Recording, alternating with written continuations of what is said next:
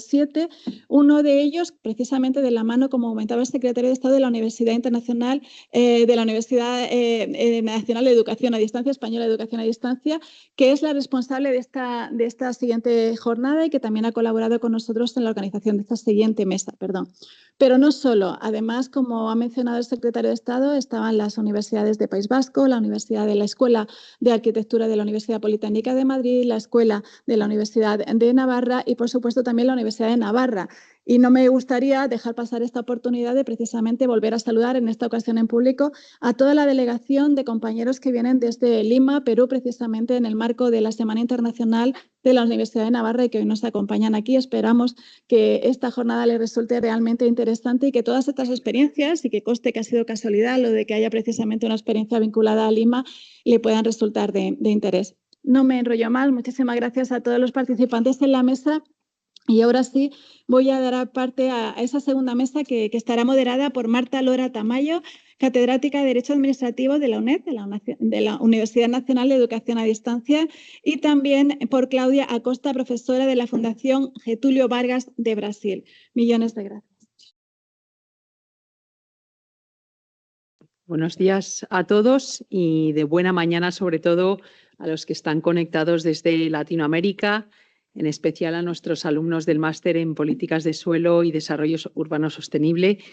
Muchísimas gracias al MIBAO. La verdad es que hoy recordaba al inicio de la jornada con Sonsoles cuando empezaron nuestra colaboración en Quito, en el stand de Hábitat 3, y bueno, desde ahí ya llevamos una trayectoria de trabajo conjunto y también ahora mi colaboración en Ciudad y Territorio. Nuestra presencia hoy aquí, junto con la profesora Claudia Acosta, que es profesora en la Fundación Getúlio Vargas y es coordinadora conmigo del Máster en Políticas de Suelo y Desarrollo Urbano Sostenible. Se enmarca, y voy a ser muy breve, ¿no? En 5 minutos, un poco para que entendáis cómo es nuestra colaboración con el Ministerio y con las universidades, en un marco más amplio de colaboración que es la cátedra UNED Instituto Lincoln de Políticas de Suelo, ¿no? El Instituto Lincoln es una fundación privada que no procede del presidente Lincoln, sino de un empresario que hizo fortuna con la invención de patentes, pero donde más dinero hizo fue precisamente con la venta de los grandes solares que tenía. Entonces eso generó en él una preocupación profunda por las políticas de suelo y creó esta fundación. Y de ahí nosotros nos hemos aprovechado, y doy las gracias al instituto, para crear una cátedra de colaboración en la que tenemos primero 3 patas, ¿no? Que es un poco ese ecosistema del que nos beneficiamos, que es de una la docencia, que es nuestro máster en políticas de suelo, de otra la investigación, de la que parte este proyecto, y la divulgación. El proyecto que vamos realmente lo que traemos hoy aquí es el fruto no de una colaboración esporádica, sino de un trabajo continuo que llevamos ya desde hace 5 años que se fundó la cátedra, ¿no? En el que nuestra preocupación ha sido sobre todo los marcos legislativos, en el que desde luego España ha tenido una influencia clarísima en Latinoamérica. Entonces, nuestra preocupación profunda es hasta qué punto esa influencia cala y permea en los ordenamientos jurídicos, cómo se adapta, que es también impresionante ver las adaptaciones, ¿no? Es decir, la casuística, cómo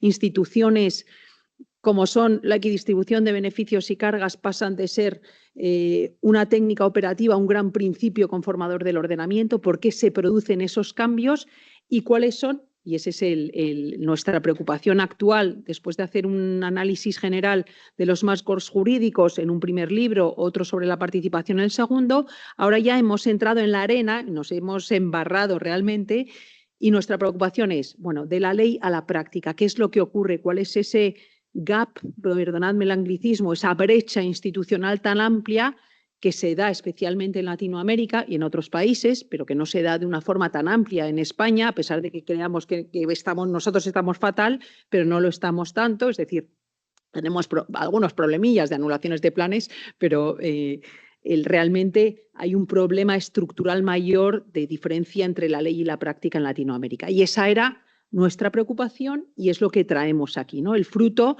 de ese proyecto de investigación, y aquí agradezco especialmente a Eduardo Santiago, además de a Sonia, cómo acogió la idea de podernos incorporar a esta jornada, precisamente trayendo las publicaciones que vamos que ya, bueno, ya están en el horno a publicar en Ciudad y Territorio. Entonces, ese es un poco, quería enmarcaros para que supierais de dónde venimos y a dónde vamos.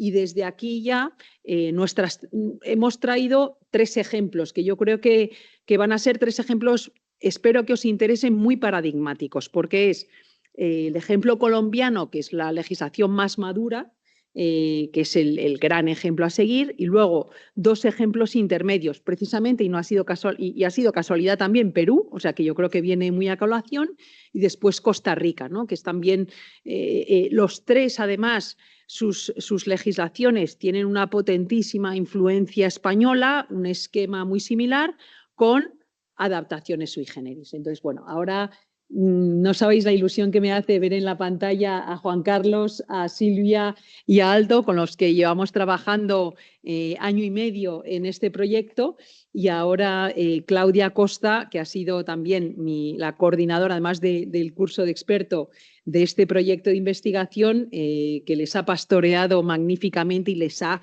apretado hasta que llegaran al final y no se quedaran en la superficie, sino que llegaran realmente a la brecha, ¿no? Que esa era la que queríamos buscar y encontrar, intentar apuntar soluciones. Claudia, todo tuyo. Muchísimas gracias. Gracias, Marta. Buenos días a todas y a todos. Es un gusto y un placer estar aquí con ustedes. Le agradezco a Marta y a la cátedra UNED Lincoln por la posibilidad de estar aquí, a Eduardo, a Sonia y a Ana, que nos invitaron también. Y bueno, no demorándome mucho más para no atrasar nuestros tiempos, voy a contarles a ustedes cómo haremos la dinámica de esta sesión. Nosotros tenemos nuestros 3 autores aquí. Yo le cambié el orden a los autores y no le avisé a Marta. Va a presentar primero Silvia, después presentará Aldo y después presentará Juan Carlos. Con cada uno de los autores hemos planteado la idea de que nos cuenten un poco su proyecto, sus puntos de vista y su artículo que será publicado en la próxima edición de la revista. Y después yo le haré una pregunta a cada uno de nuestros autores para que nos den un punto de vista más como de lo que nos gusta transmitir realmente cuando estamos discutiendo cuestiones urbanas, ¿verdad? Voy a presentar entonces ahora a Silvia, que será nuestra primera presentadora. Silvia es una colega de Costa Rica, o de Costa Rica, como ellos dicen, ¿verdad? Es ingeniera civil de la Universidad de Costa Rica y tiene un máster en planificación urbana y regional de la UFRJ de Brasil.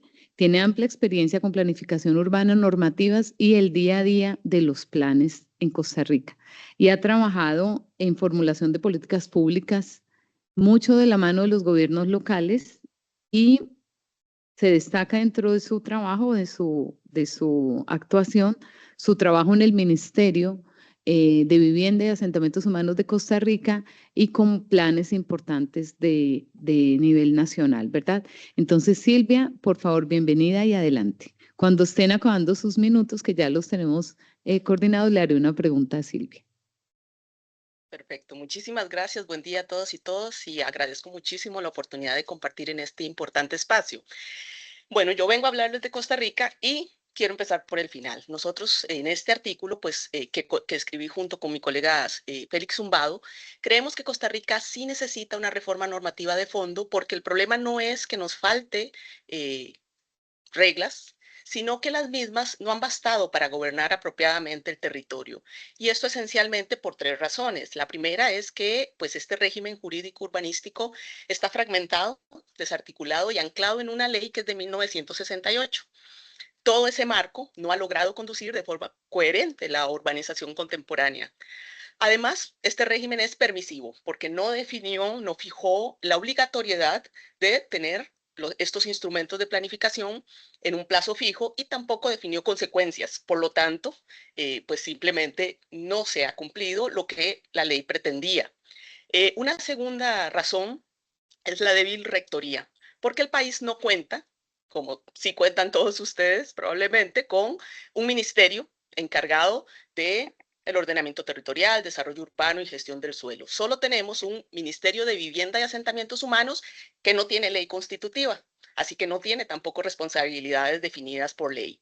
Y la tercera razón es que enfrentamos una implementación lenta e insuficiente, lo cual en realidad es un problema operativo, porque la ley define cosas que algunas municipalidades han cumplido, pero define otras que ni siquiera las instituciones públicas del gobierno central han hecho. Entonces, en estos procesos se enfrentan muchas dificultades, especialmente cuando se trata de hacer planes reguladores, a lo cual hay que sumar una falta de priorización del tema y de visión estratégica, especialmente en los gobiernos locales, todo lo cual, ¿verdad?, limita el avance en este campo. Y entonces, al final tenemos un país que sí urbaniza, pero no necesariamente planifica bien.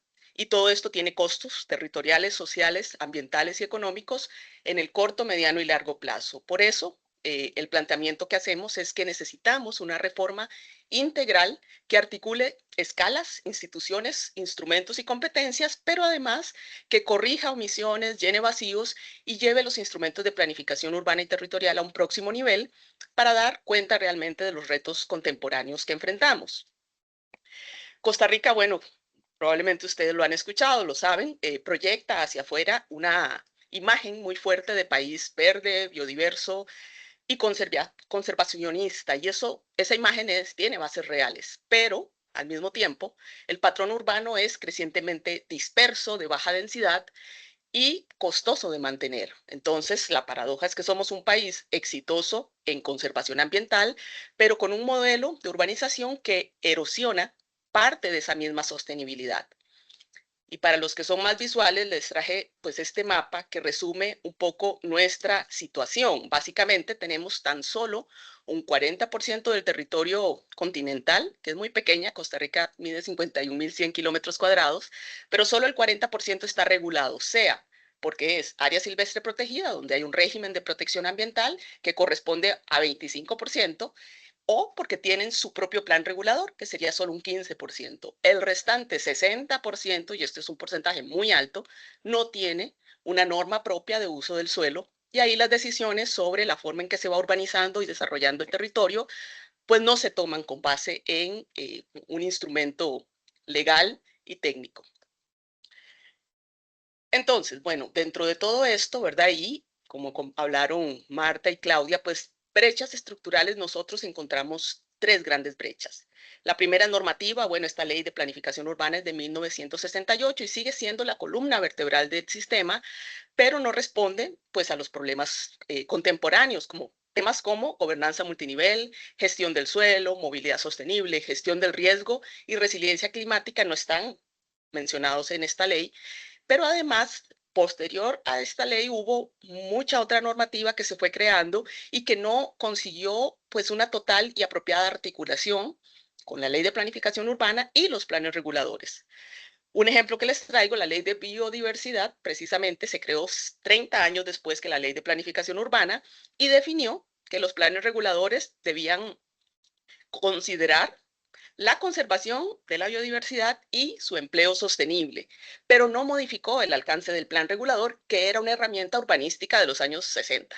Entonces, en realidad, se carecen de los mecanismos para cumplir con lo que la ley de biodiversidad pretende.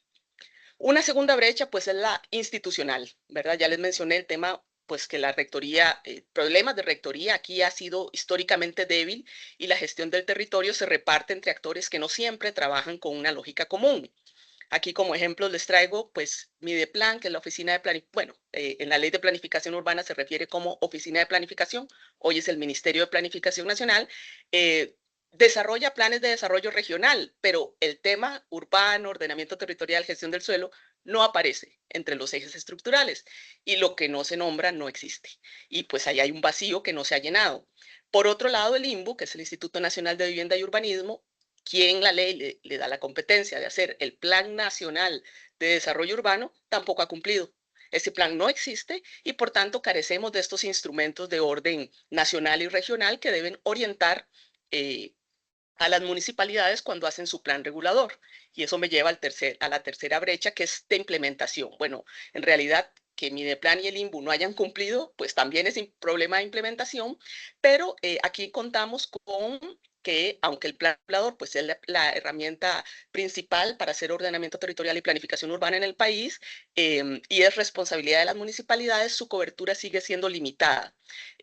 Los procesos llegan a tardar muchísimos años y muchas municipalidades en realidad no cuentan con las capacidades técnicas, políticas o financieras necesarias para sostener los procesos. De las 84 municipalidades que tenemos en Costa Rica, solo 22 tienen un plan regulador que cubre la totalidad de su cantón, 23 tienen un plan regulador parcial y 39 no tienen ningún plan, así sea parcial. Y de esas que tienen, solo 10 tienen un plan de menos de 5 años de haberse emitido. Cabe aquí mencionar en esta última brecha de implementación el caso de el rol que tienen los consejos municipales, quienes son los encargados de adoptar el plan regulador, pero ahí hay un débil conocimiento técnico y poco interés en la materia, pero ellos tienen el poder de rechazar un plan regulador sin tener que dar sustento técnico alguno ni cuentas a nadie. Y esto es parte de lo que nos tiene pues, en un problema de implementación bastante severo. En este caso, entonces, resumiendo, digamos, no estamos frente a un fallo aislado, sino frente a un sistema que produce lentitud, fricción y resultados insuficientes.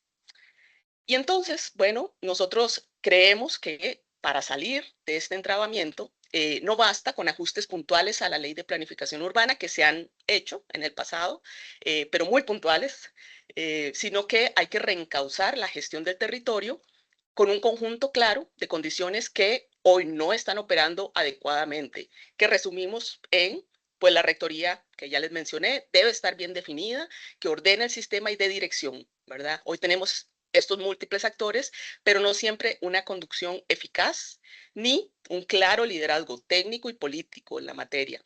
El segundo es que es indispensable avanzar hacia una planificación multinivel real, donde lo nacional, lo regional y lo local se articulen de manera coherente.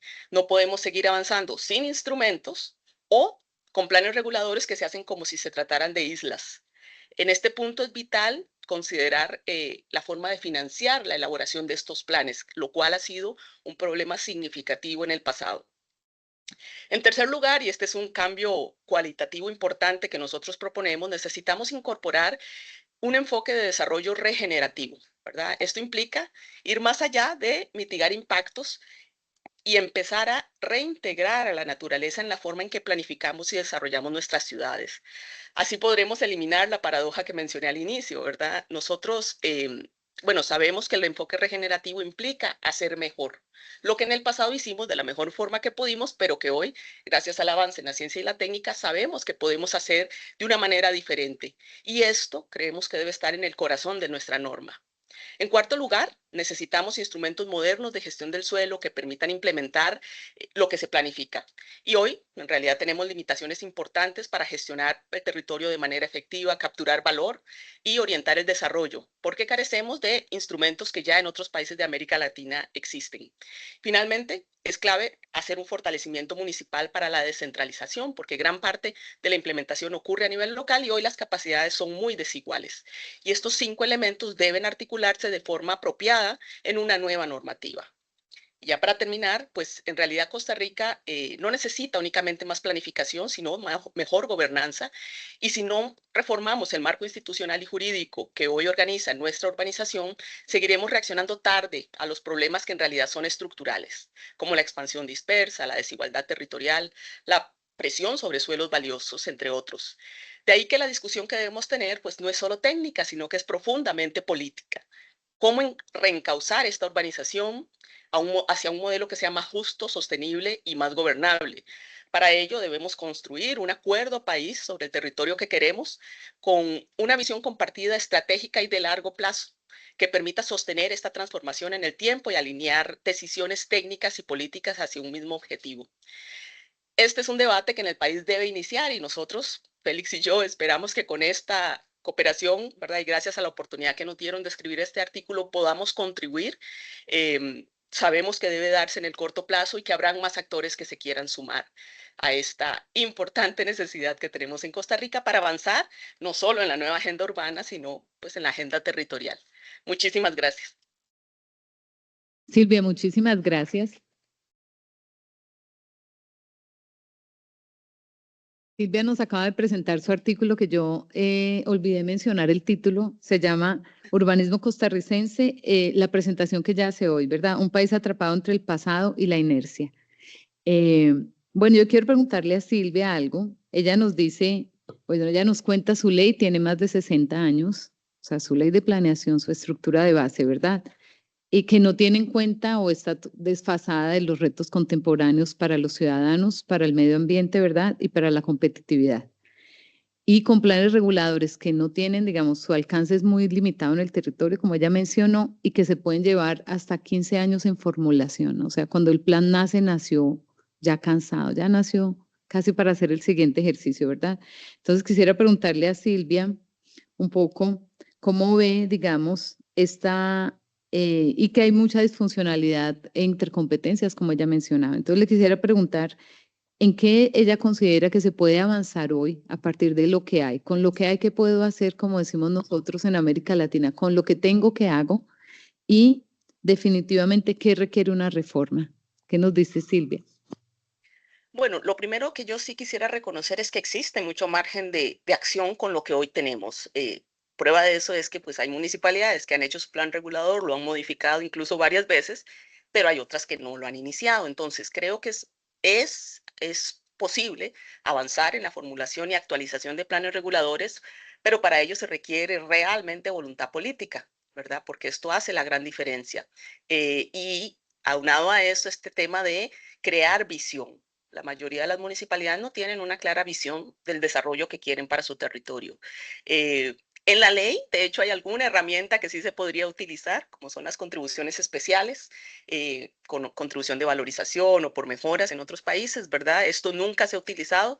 Han habido intentos, pero no se ha logrado y aquí pues probablemente haya un tema técnico, ¿verdad? Se requiera algún tipo de mayor fortaleza técnica, pero bueno, esto está en la ley y se podría implementar. También creo que hay una posibilidad desde el gobierno nacional de renovar el liderazgo político y técnico, pero de nuevo tiene que haber voluntad para ello y tiene que haber pues también esa intención y ese deseo de hacerlo, es decir, que se entienda que estos temas realmente son estratégicos, o sea, si queremos eh, pues impulsar el desarrollo del país, hacer un adecuado desarrollo del territorio desde las herramientas de planificación es fundamental, ¿verdad? Y esto creo que no se ha entendido. Entonces, pues aplicar la ley, yo diría que hay que aplicar la ley.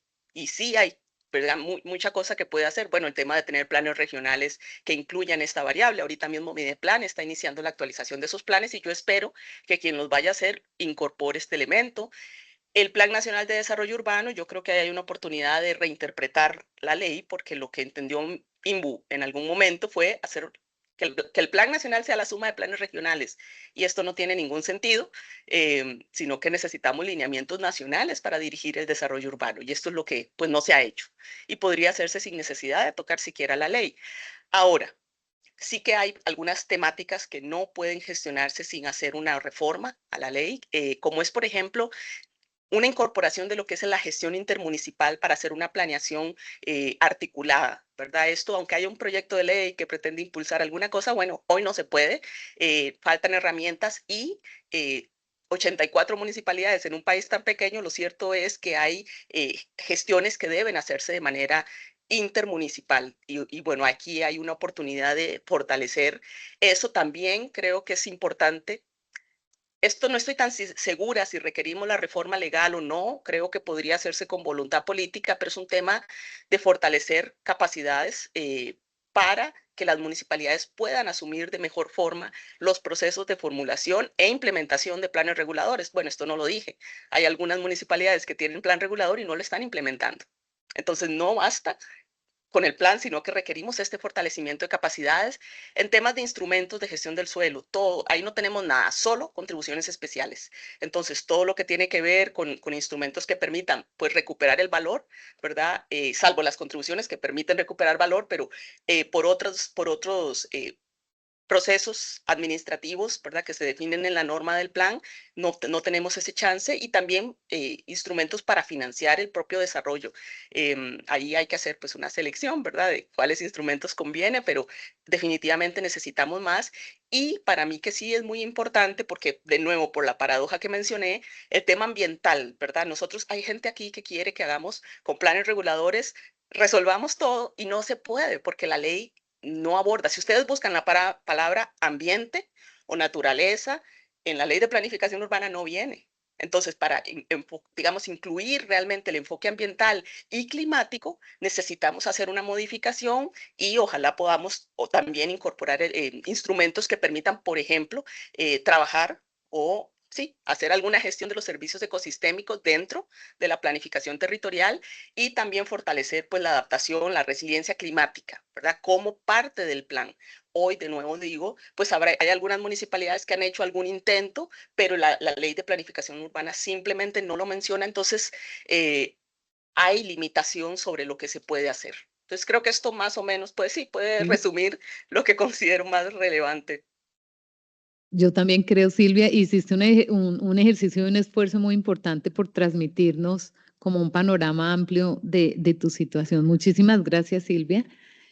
Voy a presentar ahora a Aldo Giovanni Facho, bebé. Aldo es arquitecto urbanista peruano y tiene amplia experiencia en planeación y proyectos urbanos. Es arquitecto por la Universidad Nacional de Ingeniería y magíster, fue un alumno nuestro en producto, digamos, producto no, él es producto de sus padres, pero contribuimos en algo en su formación, ¿verdad? En la maestría, en el magíster en políticas de suelo y desarrollo urbano sostenible de la UNED, la Universidad Nacional de Educación a Distancia y el Instituto Lincoln de Políticas de Suelo. También tiene un magíster en Desarrollo Sostenible por la Universidad Nacional de Lanús y el Foro Latinoamericano de Ciencias Ambientales. Él es cofundador de la Red Latinoamericana de Urbanistas, es productor de un podcast, los invitamos a escucharlo, que se llama Ciudades que Inspiran, y columnista del Diario del Comercio.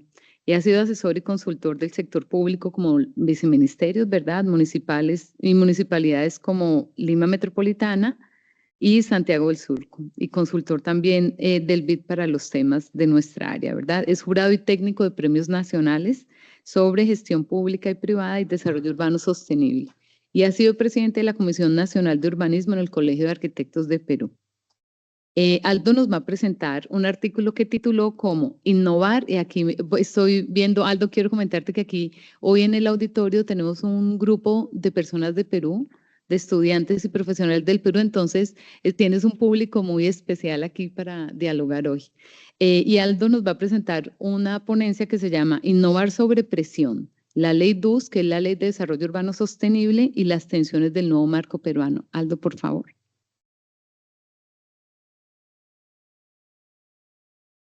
Adelante, Hola, Aldo. buenos días. Sí, te ¿Me escuchan, no? escuchamos. ¿Qué tal? Bueno, primero, gracias al Ministerio de Vivienda por el espacio, a Marta y a Claudia por el impulso y la invitación a trabajar con ellas en este interesante proyecto, y a todos ustedes por el interés. Voy a compartir pantalla, ¿me comentas si se ve? Sí, ahí está. Estamos viendo, Bueno, sí. ahí estamos, perfecto. Y un particular saludo obviamente a mis paisanos que están por allá. También decir que, bueno, que este es un resumen muy chiquitito de un trabajo amplio y extenso que trabajamos con Marta y con Claudia durante más de un año. Y aquí, bueno, es importante también destacar el impulso de ambas para que llegue a puerto. Momentos, Claudia, críticos de, de necesidad de cierre y de resumen, que finalmente llegaron a un documento que no es perfecto, siempre es perfectible, pero que creo que resume, espero ayude a entender la coyuntura de una ley importante, esperada y hoy en crisis, como el continente. Primero que nada, ubicarnos a quienes no ubican del todo al Perú. Es el tercer país en superficie del continente y el cuarto de América Latina.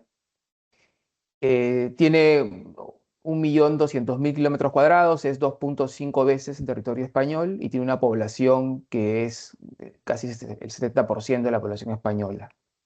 Es la sexta economía de América Latina y el PBI del Perú representa el 30% más o menos del PBI español. Esto para que se sitúen y entiendan el contexto territorial, social, económico del país. El Perú es un país que está partido en dos, digamos, por la cordillera de los Andes, separa la costa, que tiene el 12% del territorio, pero que alberga el 60% de la población. De la Amazonía, que es el área del territorio, un territorio amplio, pero muy poco habitado. Y a su vez, Lima Metropolitana, que es la capital del país, que tiene 0,2% del territorio, concentra 1/3 de la población nacional. O sea, es 1,6 veces el área metropolitana de Madrid en población. Además, tiene otras complejidades de gobernanza que no vienen al caso ahora compartir, que quizás en un futuro podamos conversar. El 83% de la población peruana vive en centros poblados. No digo ciudades porque, digamos, no todas tienen rango de ciudad por la dimensión y por la infraestructura, lo cual supera largamente la media global. Y el 51% de la población vive en las 10 ciudades más pobladas, ¿no? Pero de estas ciudades, Lima es 10 veces más grande que la segunda. Esto para que se den una idea de la excesiva concentración que hay en Lima metropolitana. O sea, tenemos la mitad de la población vive en las 10 ciudades más pobladas, pero la metrópoli Lima es 10 veces más grande que la segunda ciudad, que es Arequipa. Y esto obviamente se refleja en el PBI y en la población económicamente activa. O sea, Lima concentra, por Lima pasa la mitad del PBI nacional y Lima concentra la mitad de la población económicamente activa formal del país. Lo cual vamos a entender, esto es importante entenderlo porque luego vamos a ver cómo impacta en la aplicación de la ley. Perú es un país donde la informalidad es la forma como se resuelve, digamos, el grueso de la economía y el funcionamiento de la sociedad.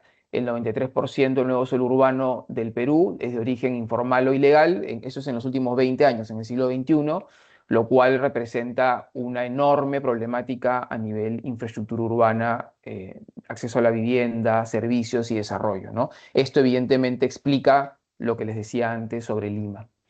Más del 70% de las viviendas son de origen informal, son autoconstruidas. La autoconstrucción en el Perú es la manera como el peruano ha resuelto el acceso a la vivienda ante la ausencia de políticas públicas eficientes para poder justamente proporcionar o generar contextos para viviendas adecuadas.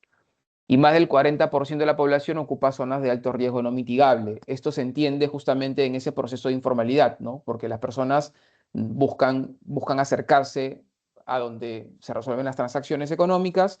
Esto suele suceder en zonas centrales, donde ya el suelo es absolutamente escaso, y suelen ocupar, por ende, zonas de alto riesgo no mitigable, que son las zonas que están desocupadas. Quiero decir, quebradas en los cerros, quiero decir, franjas marginales de los ríos y zonas que cíclicamente, periódicamente, tienen crisis ambientales y climáticas.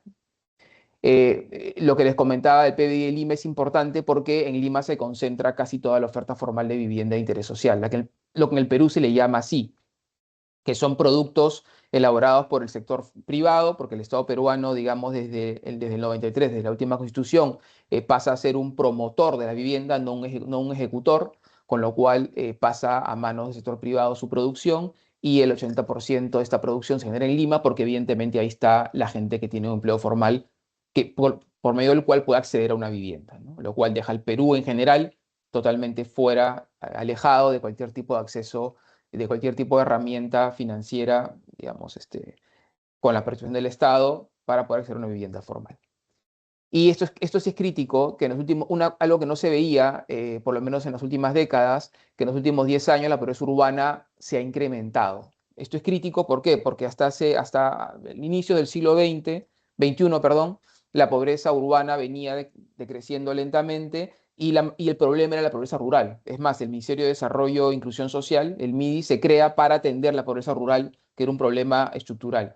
La pobreza rural se ha reducido gracias a la acción del Estado, pero la pobreza urbana se ha incrementado. Y eso tiene que ver en gran parte por lo que les decía, por la informalidad, porque este acopamiento, digamos, este desarrollo estructural informal genera importantes brechas que ya son hoy irresolubles a nivel urbanístico y a nivel inclusive costos y espacio, ¿no?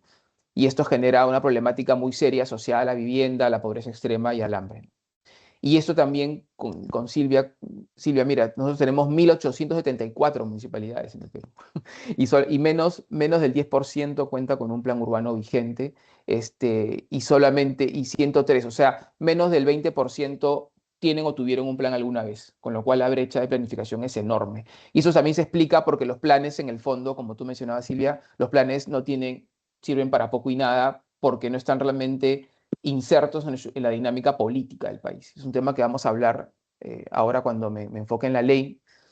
Entonces, Aldo, en este contexto tienes 10 de minutos, perdón. 10 minutos, sí, no te preocupes, ya lo tengo calculado, de fuerte informalidad, de una problemática aparentemente ya inabordable o que desborda la capacidad del Estado en piloto automático, ¿no? De ir acompañando, de ir corriendo, siempre digo, corriendo detrás de la zanahoria y la informalidad. O sea, vamos como tratando de resolver lo que el sector, lo que las personas, ya hoy ya inclusive mafias, crimen organizado, digamos, porque son quienes realmente gestionan el suelo público que ocupan, ¿no es cierto? Y luego buscan formalizar y luego buscan resolver, hacer que el Estado invierta dinero en hacer lo que ellos no hacen, ¿no es cierto? Que es pistas, veredas, aguas, saneamiento, infraestructura urbana.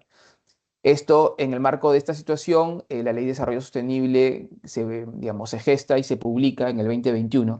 Y no es un proceso aislado, como hablábamos con Claudia Largo, ¿no? Sino es un proceso que se viene gestando, que se vino gestando justamente desde el siglo XXI, desde inicio del siglo XXI, con diferentes herramientas normativas primero, luego intentos de ley, y ahí quiero destacar la participación del Lincoln Institute of Land Policy, que ha sido clave justamente en la promoción de los instrumentos de gestión de suelo que están incluidos tanto en las normas previas a la ley como en la ley misma, ¿no? Es uno de los capítulos más robustos o más, por lo menos, más desarrollados, justamente porque hubo un trabajo muy intenso de Lincoln a través de diferentes expertos, Claudia entre ellos, para poder difundir justamente estas ideas y estas herramientas que ayudan a tomar control del suelo urbano de la ciudad. Entonces, la ley plantea algunos temas muy novedosos para el urbanismo peruano, temas que ya se venían discutiendo, pero que la ley los zanja, como por ejemplo la facultad de edificar, ¿no? Que el derecho de que edificar en un predio, en un mueble, en un solar urbano, no es un derecho asociado a la propiedad del solar, sino que es una facultad que está habilitada por la planificación urbana, que te permite edificar hasta cierto porcentaje, digamos, hasta cierto coeficiente de edificabilidad, te permite cierta densidad y también limita el cielo y sobresuelo para poder justamente generar infraestructura urbana. Esto, si bien estaba en algunas normas de manera menos precisa, la ley lo zanja, ¿no? También la ley, por ejemplo, habla del derecho a la ciudad como el mayor derecho. Eso es importante porque hace entender que la ciudad finalmente es justamente lo que la ciudad te ofrece como infraestructura, permite desarrollar los derechos básicos planteados en la Constitución Política del Perú. Plantea el derecho a la vivienda también como un derecho asociado justamente a esa vida digna que la Constitución Política del Perú plantea y que debe ser una prioridad para el planeamiento urbano. A su vez también, bueno, fortalece la participación ciudadana en la planificación urbana, incluye, como decía yo, un robusto listado de instrumentos para financiamiento urbano y también una reglamentación base para la participación en plusvalías, y finalmente crea el operador público de suelo, que debía ser la institución, digamos, dependiendo del Ministerio de Vivienda, encargada de gestionar el suelo público a nivel nacional y también promover la reurbanización o regeneración urbana de suelos privados con usos obsoletos. Una ley bastante robusta que, repito, vino, decanta de un proceso largo, técnico, a veces un poco alejado de la política, ¿no?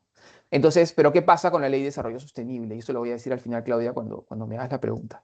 Es una ley que se gestó en muy poco tiempo, fue parte de un proceso de un gobierno de transición, como en el Perú parece que nos hemos acostumbrado últimamente, que tuvo una situación coyuntural muy, muy particular, un presidente encargado, un estadista, un experto, digamos, en planeamiento estratégico, consultor internacional, que asume el cargo de presidente del Perú, que a su vez, digamos, nombra como ministra de Vivienda a la primer mujer urbanista, arquitecta, planificadora urbana, digamos, ministra de Vivienda, y esto a su vez, bueno, con otra serie digamos, de situaciones positivas que permiten que sea tratada de manera muy rápida esta ley, y también con un Congreso también con gente interesada y con interés además en que esto se promueva, ¿no? Pero claro, luego que la ley es publicada, ha sido muy poco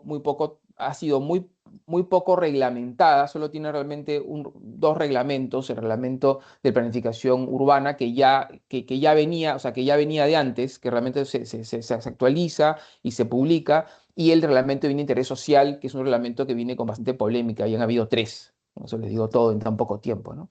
Y luego lo que sí ha habido es mucho interés en modificarla. Una primera iniciativa a los pocos meses de publicada para casi cambiarla por completo, modificando lo que les mencionaba antes, ¿no? Reduciendo derechos, reduciendo herramientas, eliminando artículos. No prosperó porque era demasiado, digamos, demasiado, creo yo, agresiva. Y luego sí hubo una segunda modificatoria que sí prosperó, trabajada del Ejecutivo mismo a través de un decreto de urgencia que tenía por una situación económica particular, en la cual, bajo el pretexto de incluir la ruralidad en el desarrollo urbano, modifican artículos, pero sobre todo modifican temas medulares como es gestión de suelo y instrumentos de financiamiento urbano, ¿no? La última modificación ha sido el año pasado, que este Congreso promulgó la ley de bien de interés social, que realmente es una ley absolutamente innecesaria, porque lo que hizo fue llevarse todos los artículos, digamos, de bien de interés social de la ley DUS, llevárselos a una ley particular sin ningún tipo de innovación. O sea, un acto más político, populista, que realmente de fondo, ¿no? Donde sí justamente era un espacio que con los expertos con los que conversé en el proceso del artículo necesitaba más desarrollo, ¿no? La ley de interés social en la ley DUS es un capítulo que había quedado todavía en proceso ¿no? Necesitaba mucho más robustez, y ya se venía dando a través de los reglamentos. Lamentablemente la ley que se aprueba hoy no solamente reproduce su estado original y no la robustece. Retos para su implementación. Primero, obviamente, hay un tema político, y ahí, Silvia, coincido totalmente contigo. O sea, los temas, todo lo que tiene que ver con gestión de suelo, planeamiento, gobernanza, es un tema político, no es un tema técnico. O sea, en el Perú sobramos profesionales altamente capacitados, con experiencia, que trabajamos por el mundo, que tenemos, obviamente, y existe el conocimiento y la experiencia internacional, además, colombiana, brasilera, argentina, ni siquiera hay que salir del continente, este, eh, con la cual se puede realmente trabajar propuestas normativas, regulatorias, muy eficientes y altamente transformadoras. El tema es político, 100% político. Esa coyuntura excepcional, que es un poco la conclusión del artículo que espero vean pronto publicado, que permitió que una ley que venía intentando promoverse durante años se generara finalmente, hace que hoy también la ausencia de esa coyuntura singular hace que hoy esa ley se haya sido más modificada que reglamentada, y que no tenga realmente, y que no podamos realmente medir su impacto, porque no tenemos herramientas para hacerlo, porque realmente no hay mucho para medir. ¿Qué debería suceder? Obviamente necesitamos un gobierno estable, políticamente estable, o sea, que cumpla su mandato de 5 años, sin estar y con ministros que mantengan el cargo. Ojalá fueran 5 años, pero por lo menos pues periodos más largos que superen los 12 meses, digamos, ¿no? Necesitamos obviamente un acuerdo político para dejar de promover la informalidad como la herramienta populista, digamos, electoral que es hoy, y lo es hace décadas. Yo siempre digo, la única política de vivienda del Perú que se ha sostenido durante más de 60 años es la formalización de lo informal. O sea, se crea en el 60 con la ley de barrio marginal, la primera ley junto con la de México del continente, y hasta hoy se mantienen haciendo leyes que por última vez, así dicen todas, por última vez vamos a ampliar, ¿no es cierto?, la formalización de la propiedad, y aparecen todas justamente justo antes de las elecciones, porque es la herramienta política para poder buscar la reelección o ser elegidos, en fin, en cualquier cargo, ¿no? También es muy importante la descentralización del Perú, es fundamental. Lima no puede seguir siendo la única ciudad donde podamos encontrar un futuro. Eso es un tema que tenemos que cambiar de manera estructural, y eso tiene que ver con fortalecer los gobiernos subnacionales, con capacidades técnicas y políticas para poder realmente manejar el territorio de manera autónoma. Lo que estamos viendo en el Perú hoy es crítico, ya inclusive la minería ilegal con el precio del oro ha superado el narcotráfico como principal economía informal y eso está generando situaciones críticas de crimen y bueno, de violencia que vemos todos los días en las ciudades del Perú. Y esto tiene que ver en parte con esta pérdida, con esta ausencia de gobierno realmente, no de gobierno real, ¿no? Y obviamente necesitamos que el Estado fortalezca y apoye a la ley como instrumento justamente, ¿no? Sobre todo en temas asociados al financiamiento urbano y a la participación en plusvalías, que son temas críticos que son obviamente bloqueados por los dos lados, por lo informal y por lo formal. Lo informal, obviamente, que no le interesa, digamos, ya viene siendo muchísimo dinero a través de la nula regulación, pero lo formal, hay grupos muy grandes que manejan suelo importante en las ciudades que tampoco están interesados en que el Estado les toque la puerta y oye, si estás ganando dinero, mucho dinero, porque nosotros estamos interviniendo, sería bueno que parte de esa riqueza se comparta para hacer que gane más plata en el fondo, ¿no? Mejorar la infraestructura urbana y que tu suelo valga más. Pero bueno, están acostumbrados a simplemente, ¿no es cierto?, cobrar, pasar la máquina y no aportar. Entonces es un tema que demanda un trabajo profundo, pero con decisión, que es lo que necesitamos, ¿no? Y respaldando la ley y no cediendo ante estas presiones. Gracias, Claudia. Aldo, muchísimas gracias. Por aquí vi caritas, caras y expresiones que están reaccionando a tu presentación. Voy a hacerte una pregunta, bueno, nos dejas muy claro, ¿verdad? La excepcionalidad del surgimiento de la ley. Y cuando una ley surge en un contexto de tanta excepcionalidad, pues ella viene frágil, ¿verdad? ¿Qué es lo que nos muestra, digamos, el desenlace a hoy que son 4 años de aprobada la ley, que no se puede hablar aún inclusive de implementación en estricto sentido, ¿verdad? Ahí te pregunto, Aldo, ¿cómo, digamos, como visión, ¿verdad? ¿Cómo fortalecer su implementación y ganarle la carrera al desmonte de la ley? Bueno, Claudia, es como lo comentaba, me adelanté un poquito a tu pregunta, es que necesitamos, esto es un tema, es un tema político. O sea, necesitamos como sociedad entender que requerimos este tipo de herramientas para poder vivir mejor, primero no morir y segundo vivir mejor.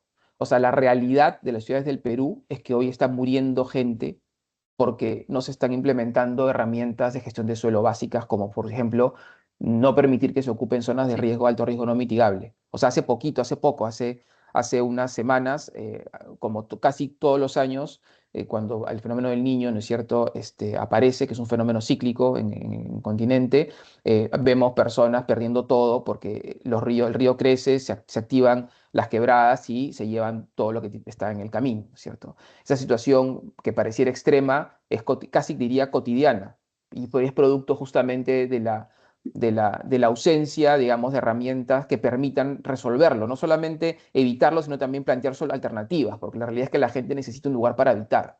O sea, nadie va a ocupar una quebrada que sabe que se va a activar porque le guste el riesgo, ¿no?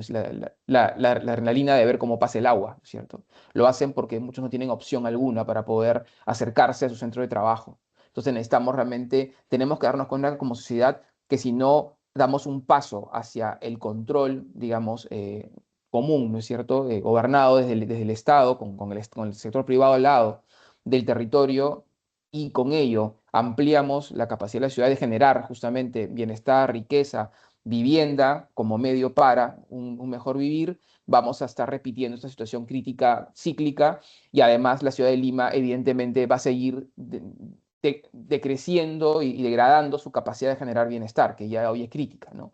Porque Lima pues tiene más del 80% del territorio urbanizable ocupado y cerca más del 50% de ese territorio está ocupado de manera informal. Entonces, presenta situaciones críticas estructurales de ausencia de infraestructura urbana básica, como decir, no sé, a vías continuas, recreación pública, parques, suelo para infraestructura educativa, salud y demás, que cada vez pesan más justamente sobre el futuro y el desarrollo de las personas, y eso termina evidentemente impactando en el desarrollo del país, ¿no?, a nivel integral.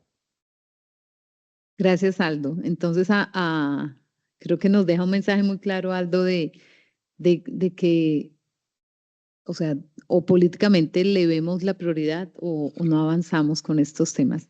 Voy a darle la palabra ahora a Juan Carlos García Bocanegra.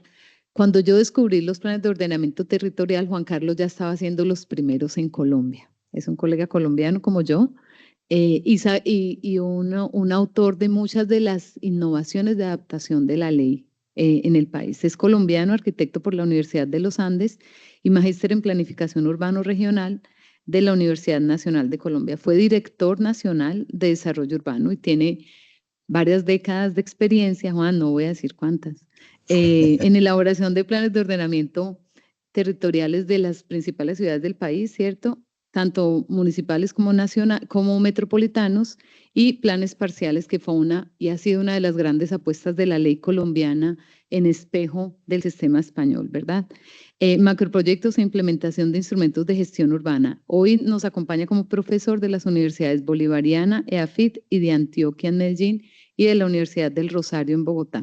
Juan nos va a presentar una ponencia que tiene un título muy preocupante, ¿verdad?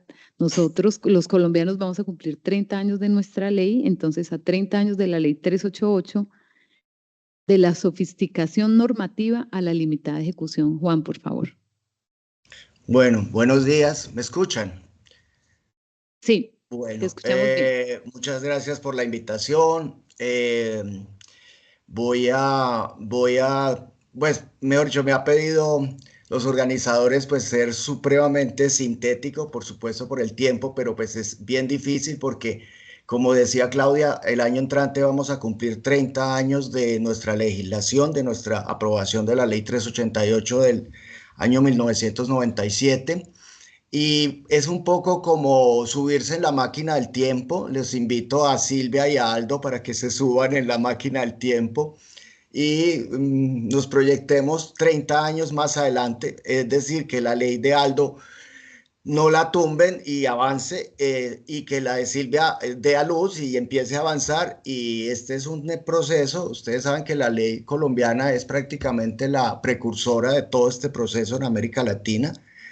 Y a 30 años pues podemos ver muchas cosas, algunas realizaciones importantes, pero también muchas cosas preocupantes. Pero yo quiero empezar un poco por el final, porque a veces cuando uno hace este tipo de evaluación y ya 30 años, pues se puede hacer, la gente dice, sí, ve, esa ley no sirvió para nada, mire que seguimos teniendo problemas. No, no es una lectura correcta. Por supuesto que siempre ha sido y es necesario e importante hacer este ejercicio legislativo, o sea, es necesario hacerlo. Lo que pasa es que los milagros pues todavía no existen y estas leyes no hacen el milagro, sí permiten avanzar, pero tal como termina concluyéndose en la presentación de Silvia y de Aldo, pues también es un tema de desarrollo institucional y de gestión en la implementación de las legislaciones, porque ellas por sí mismas pues obviamente no lo van a hacer. Yo voy a poner a presentar. Me comentan si se está viendo. Sí, pero lo vemos, o sea, tienes que apretar el de presentación completa. Ya lo vemos bien, Ya. Juan. Listo, perfecto. Bueno, el caso colombiano es un caso muy llamativo, porque nosotros en realidad, cuando nadie estaba hablando de ordenamiento territorial ni de planificación urbana en los años 90, perdón, surge este proceso, y surge un proceso en el cual se capitaliza una gran cantidad de experiencias internacionales, sobre todo europeas. En este esquema yo trato como de sintetizar un poco. Hubo en Colombia una serie de experiencias en planificación urbana fallidas, tanto a mediados del siglo XX como a comienzos del mismo siglo, amparados en la Constitución de 1886, y un precursor de la ley que fue la Ley de Reforma Urbana del 89, que realmente nos ayudó a desarrollar gran parte del instrumental de gestión urbana, pero que era muy débil en los temas de planificación.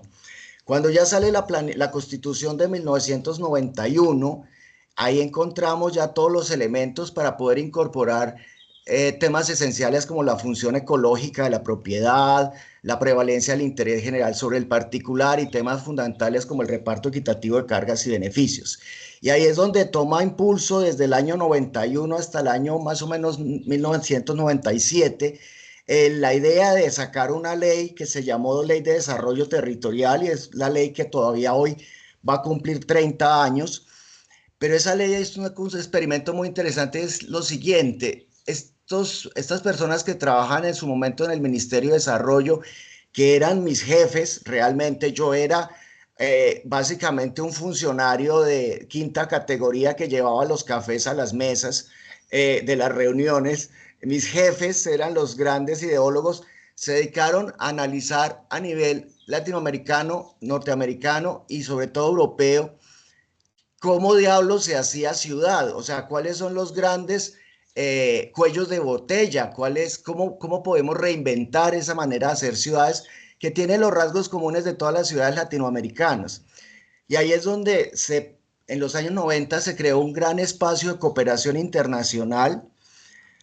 Esta ley es en gran medida fruto de la cooperación muy protagónica de España, pero más que de España, de dos comunidades autónomas, la de Madrid y la de Cataluña, y también del Instituto Lincoln, hay que decirlo. El Instituto Lincoln tuvo un papel muy importante en la generación de esta ley. Ojo que estamos hablando hace 30 años.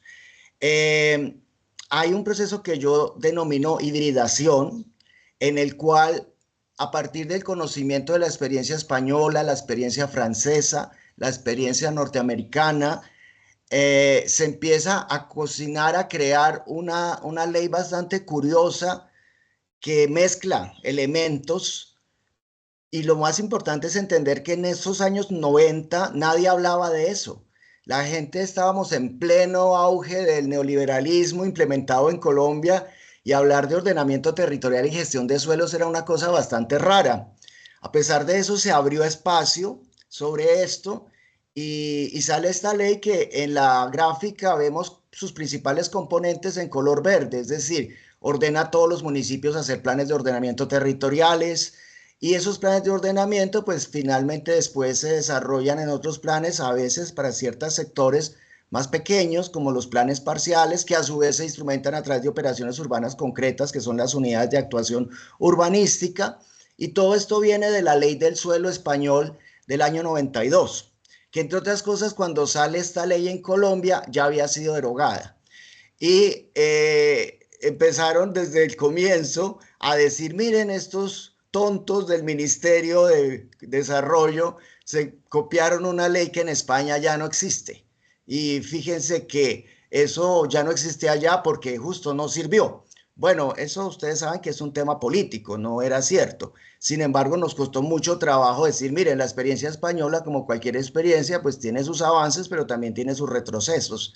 Y en ese sentido, pues lo importante de cada experiencia es entender cómo los aportes y la capacidad que existe de poder traer experiencias exitosas y adaptarlas al medio.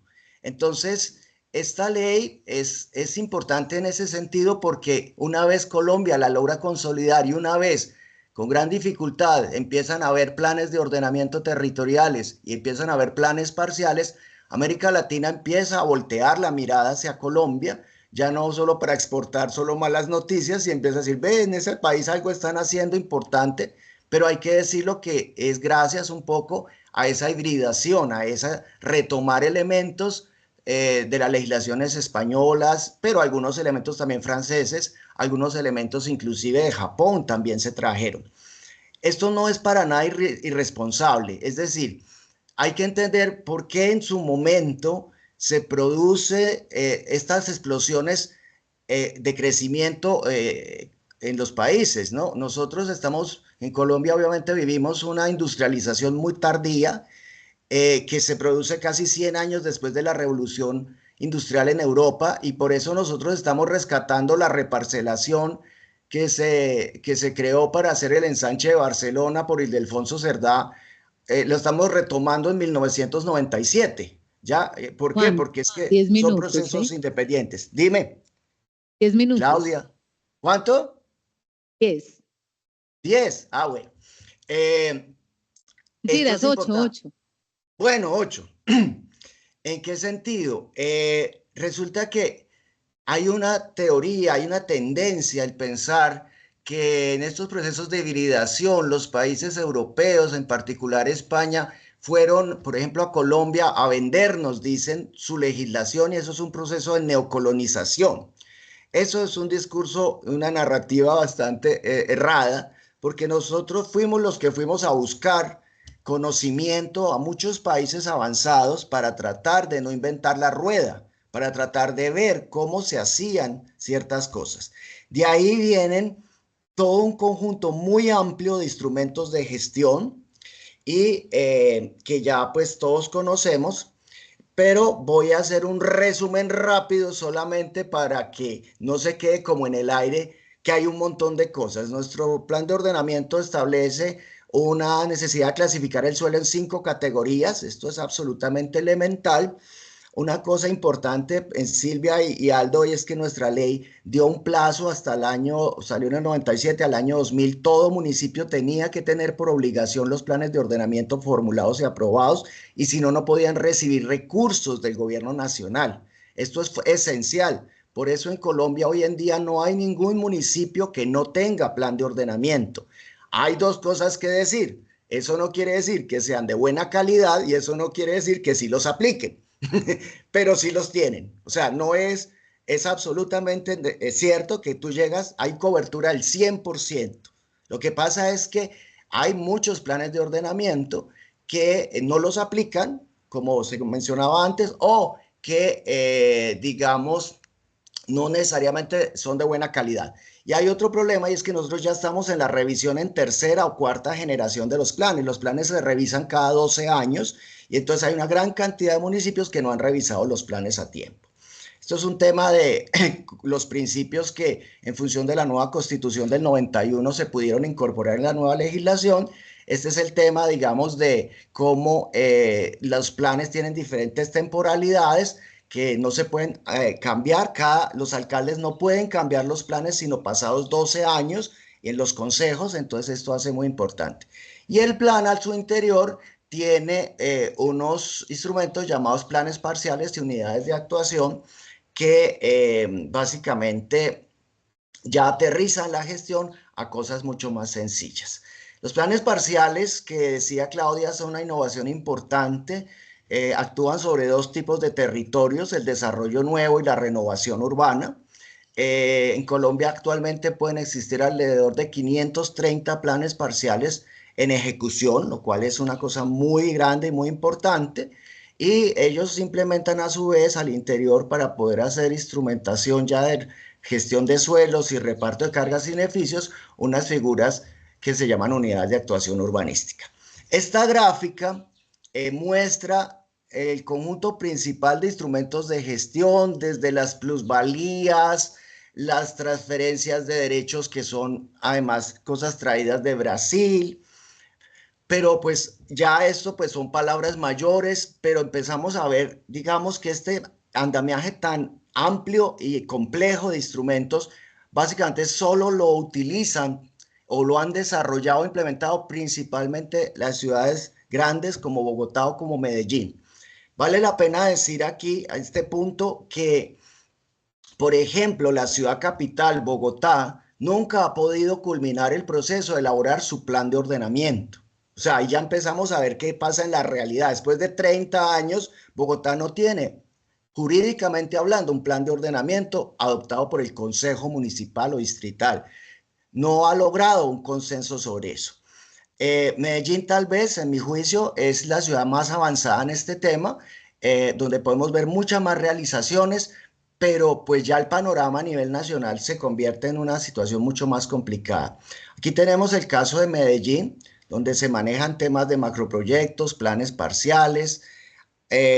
Parece una cosa publicitaria de Medellín, pero realmente sí vale la pena, si se quiere aprender de la implementación de la ley 388, visitar Medellín, conocer. Esto hace parte de un macroproyecto que está rodeado de planes parciales. Yo estoy pasando esto muy rápido, entre otras cosas, Claudia, porque me equivoqué de presentación y esta no es la de 5, sino que esta era la antes de Sí, eran recortarla. 5. Sí, qué pena. Fue que me equivoqué al aprender eso, pero no importa. Esto es un plan parcial de expansión que se llama Pajarito, que es un proyecto de vivienda de interés social, que es un plan parcial que ya lleva 20 años. Este es un caso que en el artículo yo le doy cierta importancia y es como una ciudad de alto crecimiento que se llama Villavicencio, dimensiona su suelo de expansión 5 veces más grande de lo que realmente necesita. ¿Ya? ¿Qué pasa? Pues eso es prueba de un ejercicio de planificación completamente manipulado para meter todos los suelos de expansión a una cantidad de amigos de los alcaldes y no meter ni siquiera los asentamientos informales, pero sí meter una gran cantidad de áreas. Lo que está en rojo es un suelo de expansión creado para albergar 1 millón de habitantes que nunca va a tener la ciudad porque a hoy la ciudad probablemente no pase de los 500.000 habitantes. Entonces, ¿qué sucede? Ya en la práctica podemos decir que la mayoría de ciudades, al dimensionar sus suelos de expansión, crearon unas áreas de unas expectativas absurdas que tienen que ver con una especulación sobre eso. Este es el caso de Ciudad del Río, en Medellín, un plan parcial de renovación urbana de una antigua zona industrial que pues realmente ha sido bastante exitoso y se ha El logrado proyecto Juan avanzar Carlos. muchísimo. Sí, señora, es mi hijo más amado. Sí. Ahora, ya para concluir, entonces, ¿qué tenemos? Tenemos un ejercicio en el cual Colombia avanza de una manera muy rápida, tanto en la implementación de estos planes de ordenamiento como los planes parciales, pero digamos aquí empiezan a ver las malas noticias que las voy a tratar de resumir porque son demasiadas. El gobierno nacional, y eso yo lo siento un poco también en la presentación de Aldo, empieza a ver un poquito o a torpedear un poco la implementación de la ley. La ley se convierte en un instrumento esencialmente de los municipios y de los distritos que los empodera muchísimo, pero el gobierno nacional empieza a generarse una tensión muy fuerte para intervenir estos desarrollos locales y empieza a generar decretos nacionales que le van cortando a la ley alas, que le van quitando cosas o las van modificando, sobre todo para que el gobierno nacional tenga capacidad de injerencia dentro del ordenamiento territorial local, porque ahí es donde están los votos y ahí es donde están los proyectos. Entonces empieza a haber una pugna que todavía en este momento cada vez se hace más aguda entre el gobierno nacional intentando meterle la mano a estos planes de ordenamiento y los municipios tratando de defender su ordenamiento, que muchas veces, inclusive en la década pasada, pues se vio absolutamente arrinconado a través de una figura que se llamó macroproyectos de interés social nacional, que gracias a Dios fue declarada inexequible por la Corte Constitucional. Otra tensión muy fuerte que se ha creado es obviamente en la implementación, y yo la colocaría en primer lugar, la brecha entre la realidad y la corrupción. Es decir, la corrupción es el principal motor que ha dificultado la implementación de la ley 388. Y aquí tenemos un experimento que es muy colombiano y es la ley permanece después de 30 años. Y uno dice qué maravilla, al menos no la han tumbado, se implementa, hay POTs, hay planes parciales. Sí, pero debajo de eso hay una sofisticación enorme en la manera de hacer corrupción, en la manera de manipular las cosas.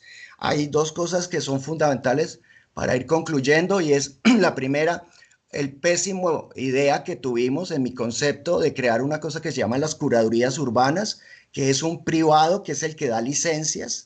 En Colombia, desde la ley, se pensó que ya viendo plan de ordenamiento se le entrega el licenciamiento de los proyectos urbanos y arquitectónicos a un privado que da la licencia. Para mí eso es una fuente de corrupción enorme que hay que repensar, porque no necesariamente en manos privadas no hay corrupción, que porque fue un planteamiento de la época. Y el segundo es una cosa muy llamativa que es la siguiente.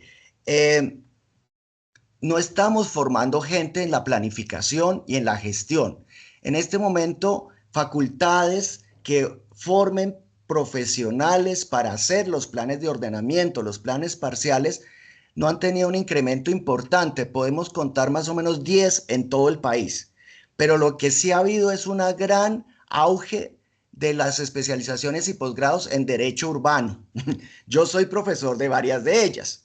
Pero ¿qué pasa? que estamos formando por un planificador, formamos 30 abogados litigantes en el ordenamiento territorial para controvertir los planes de ordenamiento y las normas y hacer finalmente lo contrario de lo que la ley proponía, no el interés general sobre el particular, sino el interés particular sobre el general.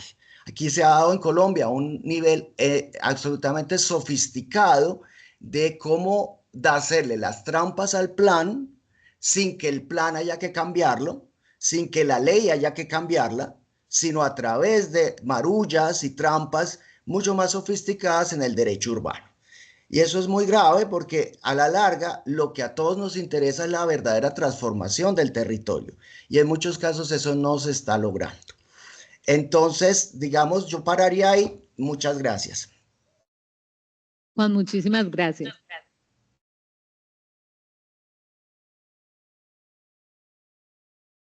Juan Carlos, Sí, Aldo y Silvia, sí.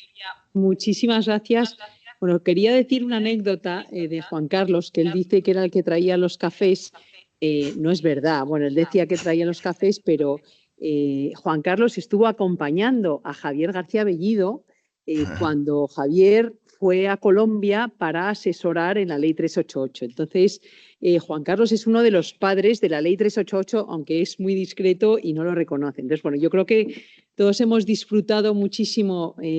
Yo creo que de este panorama calidoscópico hemos ido viniendo de menos a más, pero en el que solo quería dar, yo creo que una de las conclusiones en el proyecto también teníamos Ecuador y a Bolivia, pero se iba de tiempo, pero yo creo que hay dos o tres conclusiones que además luego las podréis leer y Eduardo, hago publicidad del número de Ciudad y Territorio, en el libro de Ciudad y Territorio, bueno, y en nuestros libros que están en abierto, por eso no los voy a vender, o sea, que están en abierto en la página web de la cátedra, o sea, que podéis entrar y descargarlos.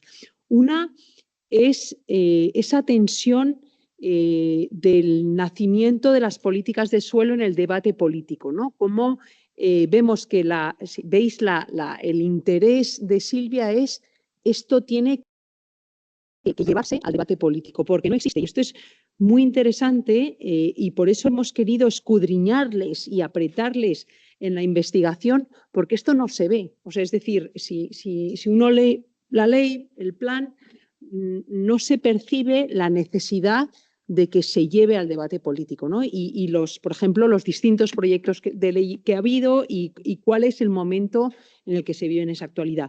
Y cómo, como decía Aldo, cómo a veces uno se pasa de frenada y ese llevarlo al debate político, así como ha ocurrido en Perú, es politizarlo en exceso y valga el palabra, destecnificar absolutamente el urbanismo, ¿no? Que es lo que parece que está pasando. Pero yo creo que el mensaje esperanzador, que me encanta, Juan Carlos, porque has hecho un esfuerzo esperanzador que con tu naturaleza de por sí pesimista, creo que ha sido estupendo, ¿no? Es decir, a pesar de esto, en Colombia estuvieron en esas dos fases y llevan 30 años de una ley que existe, que se mantiene y de unas políticas de suelo con sus más y sus menos, como nos ocurre en España, pero que se siguen implementando, ¿no? La verdad es que Juan Carlos nos hizo una visita en Medellín, y eso ya sería para otra jornada, en la que nos fue enseñando, por ejemplo,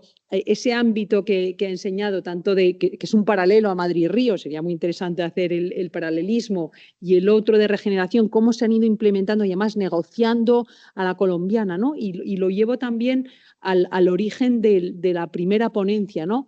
Cómo se saca el conflicto para poder implementar realmente esas políticas de suelo, ¿no? Y no se esconde. Yo creo que ese es nuestro gran reto y para eso pues estamos en esa línea de investigación. Muchísimas gracias a todos y especialmente a nuestros tres autores que yo creo que ¿qué? Y a Félix, perdona, es verdad, porque Félix y Karina lo habían hecho juntos, pero no no podían tener dos voces. Muchísimas gracias a todos.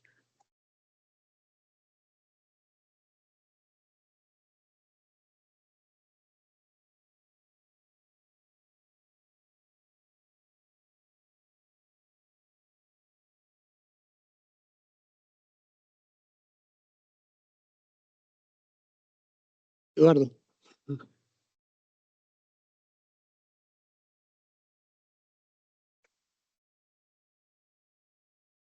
Muchas gracias. Vamos cumpliendo los tiempos con absoluta precisión. Ahora vamos a pasar al cóctel que ofrece el Ministerio, que será aquí subiendo las escaleras en la planta que llamamos del Lucernario. Muchas gracias. Nos vemos otra vez. Voy a decir la hora. A las 3:30 regresamos.